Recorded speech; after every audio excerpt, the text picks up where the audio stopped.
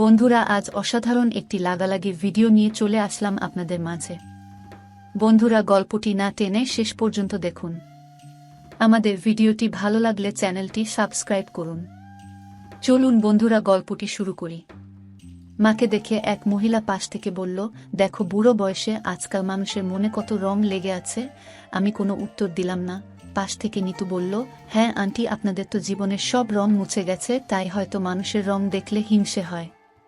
মহিলার মুখের উপর এমন কথা বলার কথা ঘুরিয়ে নিয়ে বললেন, আমি যে তেমন দোষ করে বলি নাই। এই মহিলা ভেবেছিলেন আমরা কিছু শুনি নাই। তিনি মুখের উপর এমন কঠিন জবাব পেয়ে যেন পরাজিত হয়ে গেলেন। আমার বন্ধু হালিমের বিয়েতে এসেছি আমরা, সাথে মা এসেছে। যখন স্কুলে পড়তাম তখন আমাদের বাসায় প্রায় দিনই আসতো। হালিম আমাদের বাসায় এসেছে আর ভাত না খেয়ে গেছে, এমনটা কখনো মা হতে দেয়নি। হালিম যেতে চাইলে মা যেতে দিতেন না, আর যার কারণে হালিমকে আমাদের বাসায় খাবার খেয়ে তারপরই যেতে হতো। অবশ্য হালিমের আমার মায়ের হাতের রান্না নাকি অনেক পছন্দ। আমাদের বন্ধুদের ভিতরে একমাত্র বাকিই ছিল বিয়ে করবার হালিম। অবশেষে ওর বিয়ে ঠিক হয়েছে। বাসায় এসে দাওয়াত দিয়ে গেল, বিশেষ করে বলল মাকে যেন নিয়ে যাই। আমার মা বললেন, না বাবা, আমি যাব না, ওরা যাবে। এমনিতেই শরীর আজকাল তেমন চলে না, এসব উৎসব অনুষ্ঠানের বয়স এখন নেই। হালিম বলল, আন্টি, আপনাকে যদি আমি না দেখি তবে আর কোনোদিন আপনাদের বাসাও আসব না। হালিম বিশেষ অনুরোধ করে বলে গেল, মাকে যেন নিয়ে আসি।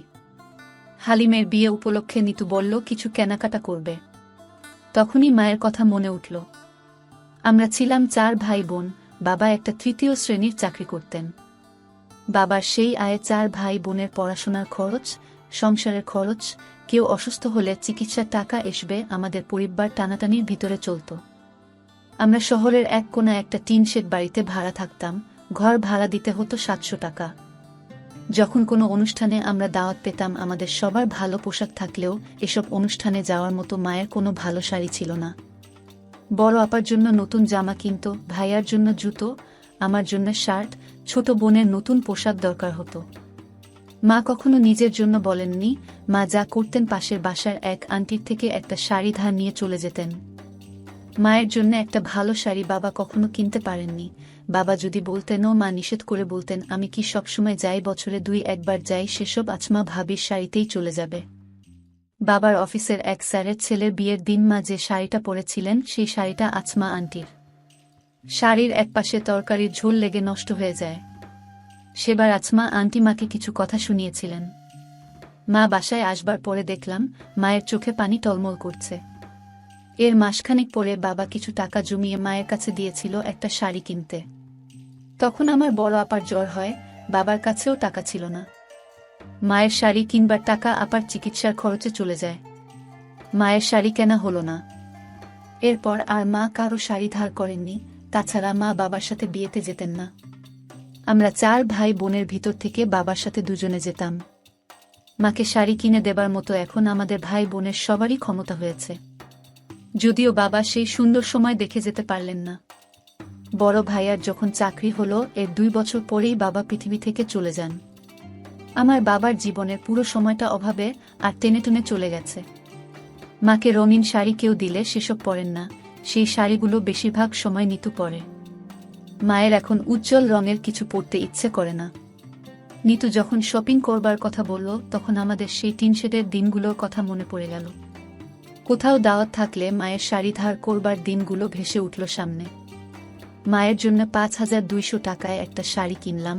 শাড়ির বিল যখন পরিশোধ করতে যাব, আমি টের পেলাম চোখে পানি এসে গেছে। আমি বড় কঠিন মানুষ, সহজে কাঁদি না। বাবা যেদিন সন্ধ্যায় মারা গেলেন, আমার সব ভাই বোনেরা কাঁদলেও আমার চোখে পানি আসলো না। আমি কিছুতেই কাঁদতে পারলাম না। বাবাকে গ্রামে নিয়ে যাওয়া হয়, সব কাজ শেষ হলো। রাত তখন 12টা। আমি বিছানায় শুয়ে আছি, তখন দেখলাম আমার 2 চোখ বেয়ে জলের স্রোত নামছে। বাবা বলে চিৎকার দিয়ে ঘর থেকে বাহির হয়ে পুকুর পাড়ের দিকে ছুটে যাই। আমার পিছনে বাড়ির সবাই ছুটে আসে। গোটা রাতে আমার সেই কান্না থামল না। চিৎকার আর কান্নায় পুরো গ্রামের মানুষ সেই রাতে বাড়ির উঠোনে চলে এসেছিল। মায়ের জন্য শাড়ি কিনবার সময় কোথা থেকে পানি এসে চোখ ভিজিয়ে চলে গেল। নিতু বলছে, তুমি কাঁদছো কেন? আমি বললাম, চোখে পোকা গেছে মনে হয়। বিয়ে বাড়িতে যাবার জন্য মা একটা হালকা রঙের শাড়ি পরেছে। নিতু তখন আলমারি থেকে মায়ের জন্য কেনা শাড়িটা নিয়ে এসে মায়ের হাতে দিল। মা বলল, এসব শাড়ি পরবার বয়স এখন আমার নেই। নিতু বলল, আম্মা আপনার ছেলে শখ করে কিনেছে, একদিন না হয় পরেন। নিতু মাকে শাড়িটা পরিয়ে দিল। মা আমার কেনা সেই শাড়িটা পরেই হালিমের বিয়েতে এসেছেন। আমি মাকে দেখছি, মায়ের দিকে তাকিয়ে দেখছি আমাদের 4 ভাই বোন আর বাবা মাকে নিয়ে সেই অভাবের টিন শেড বাড়ির সংসার। মায়ের বয়স এখন অতটা বেশি মনে হচ্ছে না। আমার বাকি 3 ভাই বোন এই বিয়েতে আসলে আজকের দিনটা আরও বেশি সুন্দর হতো। আমার 2 চোখে পোকা ভর্তি হয়ে গেছে, চোখ ভেসে যাচ্ছে জলে। বিকেলবেলায় রুমে বসে পাবজি খেলতেছি। তখন আম্মুর ডাক, স্বপ্নিল এদিকে আয় তো। এখন পারবো না, পরে। খেলায় আবার মনোযোগ দিলাম। হঠাৎ আম্মু এসে ফোনটা নিয়ে গেল। বলল, যা, আমাদের নতুন বাড়াটিয়া আসছে, ওদের কাজে হেল্প করো। আমি করব কেন? তুই যাবি নাকি ঝাড়ু নিয়ে আসব? ওকে, যাইতেছি। আসলে আমাদের বাসায় নতুন বাড়াটিয়া আসতেছে। আম্মু অবশ্য বলছিল, কিন্তু কবে আসবে সেটা বলেনি। আর মরার বাড়াটিয়া এখনই আসতে হবে? বলতে বলতে ওদের কাছে গেলাম। দেখলাম যিনি বাড়া নিচ্ছেন উনি দাঁড়িয়ে আছেন। আমি জিজ্ঞেস করলাম, আঙ্কেল কেমন আছেন?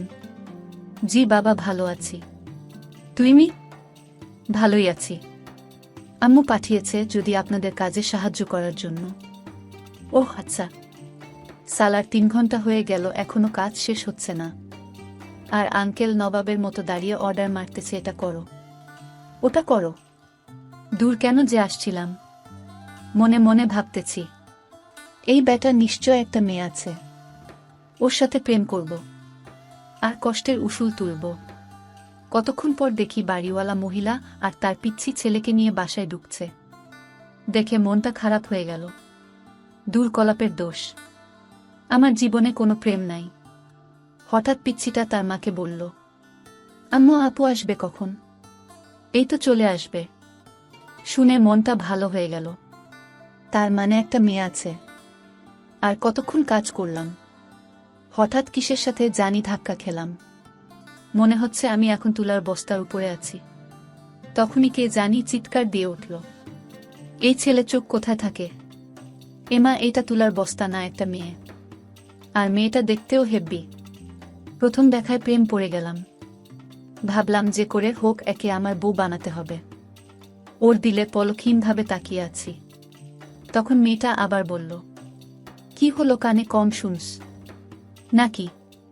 এভাবে ড্যাব ড্যাব করে তাকিয়ে কি দেখস? পড়ি দেখি। কি দেখস? পে নি দেখি। আপনি দেখতে পুরাই পের মতো। তুই আমাকে ধাক্কা দিয়ে ফেললি কেন? চোখ কি পকেটে নিয়ে হাঁটোস? চোখ পকেটে না, কপালে নিয়ে হাঁটি। আর আপনিই তো ধাক্কা দিলেন। কি বললি আমি ধাক্কা দিচ্ছি? তা নয় তো কি। দাঁড়া, আব্বুকে বলে তোকে এখন কাজ থেকে বিদায় দিতেছি। আলহামদুলিল্লাহ। তাড়াতাড়ি করেন। আব্বু আব্বু। কি হয়েছে মা? এদিকে আসো। আসল এই ছেলেকে এখনই কাজ থেকে বিদায় করো। কেন, কি করছে? আমার সাথে ঝগড়া করছে। আরে মা, তুই শান্ত হ আর রুমে যা। এটা কাজের লোক না, আমাদের মালিকের ছেলে। আচ্ছা যাচ্ছি। আচ্ছা বাবা, তুমি কিছু মনে কইরো না। ও এমনি। না আঙ্কেল, সমস্যা নাই। আচ্ছা, অনেক কাজ করছো, এখন রুমে গিয়ে রেস্ট নাও। আচ্ছা। সালার এতক্ষণে মায়ার নজর পড়ছে, আমি রুমে এসে ফ্রেশ হলাম। তারপর এক ঘুমে রাত কাবার। সকালে উঠে ছাদে গেলাম। সকালের প্রকৃতি দেখতে লাগলাম। কতক্ষণ পর ওই মেয়েটা ছাদে আসলো। সরি। কেন? কালকে খারাপ ব্যবহার করার জন্য। আসলে আমিও সরি আপনাকে পেতনি বলার জন্য। আমাদের তো পরিচয় হলো না। আচ্ছা, তোমার নাম কি? স্বপ্নিল সাহেব কাজী। তোমার? তুমি করে বললাম। কনক চাপা। কোন ক্লাসে পড়ো? Inter second year. আপনি? মেডিকেল এ পড়ি। আমি তোর সিনিয়র শো আপু বলে ডাকবি। আচ্ছা, কিন্তু আমি তোমাকে তুমি করে বলবো। আচ্ছা। আর কতক্ষণ আড্ডা দিলাম। পরে রুমে এসে বসে আছি। হঠাৎ কনকের আম্মু আসল। আর আমাকে যা বলল তা হলো